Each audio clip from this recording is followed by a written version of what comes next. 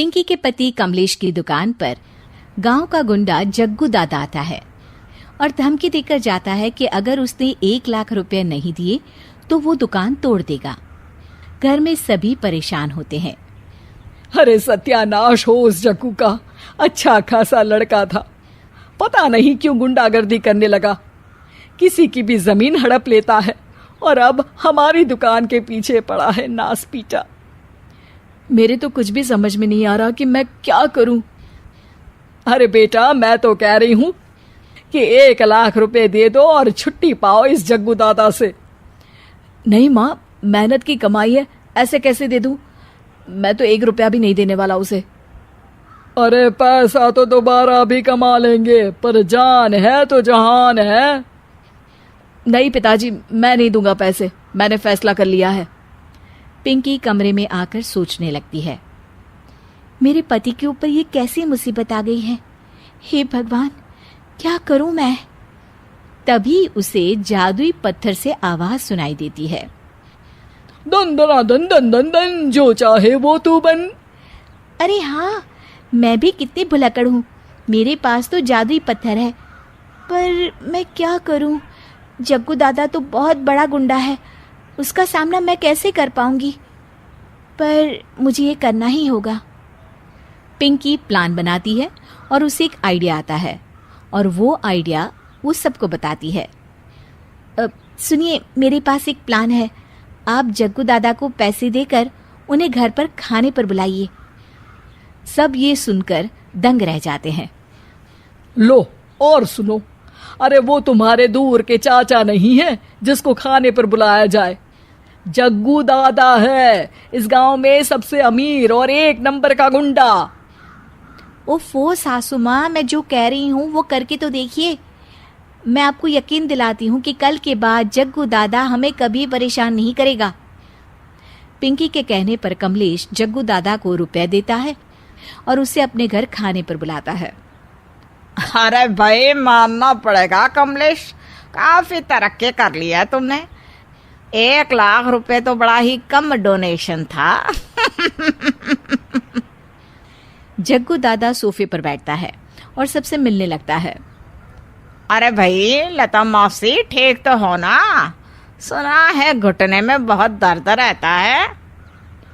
हाँ बेटा, पर तुझे कैसे पता चला? अरे जग्गू दादा सारे गांव की खोज खबर रखता है, और वैसे भी मेरी माँ और आप तो बचपन की सहेलियां थी ना, तो आप तो हमारी मौसी हुई। मौसी कहकर 1 लाख रुपए का चूना लगा रहा है कमबख्त।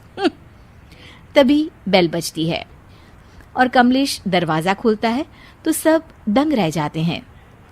अरे एमपी साहब, आप आइए आइए, आप कमलेश को कैसे जानते हैं? अरे भाई, कमलेश हमारे बड़े ही अच्छे मित्र हैं और मैंने सुना है कि आप इनकी दुकान हड़पना चाहते हैं, इनसे चंदा भी मांगते हैं आप।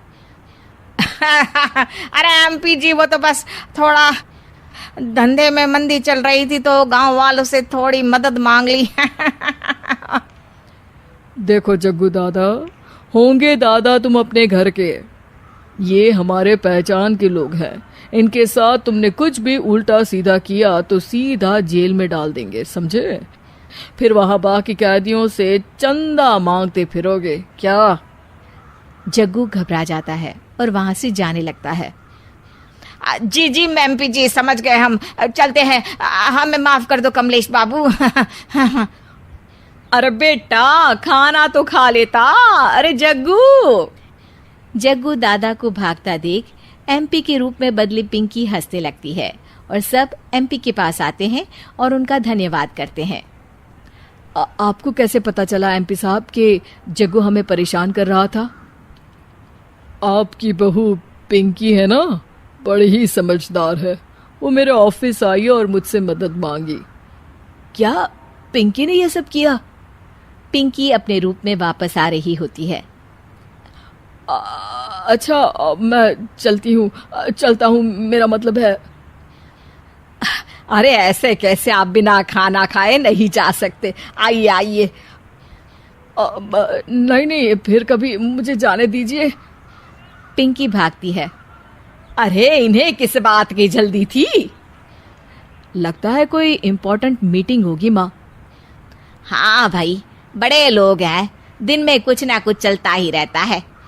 लेकिन भगवान का शुक्र है कि आज बहू की वजह से सब सही हो गया। पर बहू है कहाँ? पिंकी घर से दूर भागते भागते अपने रूप में वापस आ जाती है। उफ,